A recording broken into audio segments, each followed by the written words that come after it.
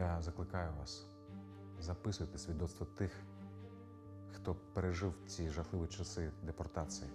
Проєкт «Тамірлар» існує 2 роки. Мета мультимедійної платформи – збір історії депортації. Проєкт створений для того, щоб наступні покоління знали та пам'ятали свою історію. Автор проєкту Алім Алієв каже, ця онлайн-платформа також допоможе історикам, дослідникам та політикам.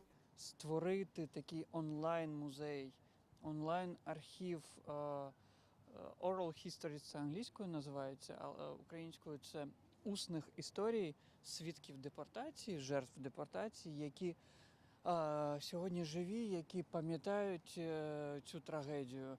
Мевіля Халіл, редакторка проєкту «Тамірлар», каже, онлайн-музей історії депортації кримських татар – це можливість завжди пам'ятати та знати свою історію.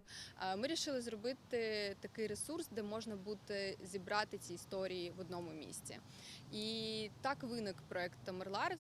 Мевіля Халіл розповідає, з часу депортації минуло більше 75 років. Молоде покоління поступово забуває історію свого народу, та очевидців тих подій стає дедалі менше. І мало залишилося тих, хто справді пам'ятає ці події більш детально і може розказати, як проходила сама депортація. Як зазначає автор проєкту Алім Алієв, ціль онлайн-платформи в тому, щоб залучати якомога більше молоді. Які можуть брати свої гаджети, мобільні телефони, планшети, приходити до своїх батьків чи бабусів, дідусів і за нашим опитувальником ставити питання.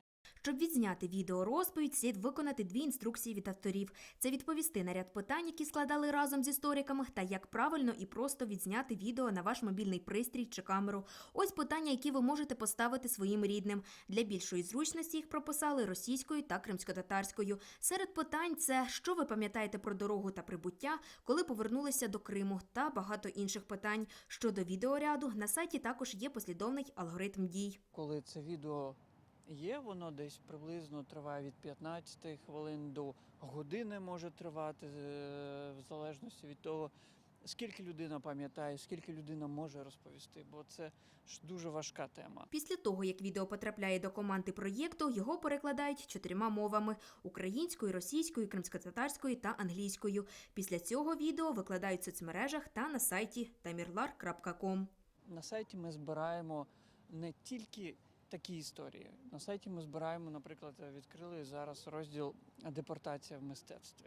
Тобто, як через художній вимір, через музичний вимір, через фотографію чи через літературу розповідається, відображається тема депортації. Проєкт підтримало багато відомих людей, серед яких Мустафа Джемілєв, Ахтем Сейтаблаєв, Джамала та багато інших. Записуйте наших харбабашек, піканашек, хартанашек. Записуйте їх історії. Вони зникають, вони дуже важливі для нас. Зараз на сайті близько 50 історій. Їх всі надсилають із Криму. Зараз готуються до публікації нові відео. Як зазначають автори проєкту, під час карантину надійшло багато історій, над перекладом та публікацією яких зараз і працюють. Більше записували цих історій, щоб вони були зацікавлені тим, щоб передивитись ці історії.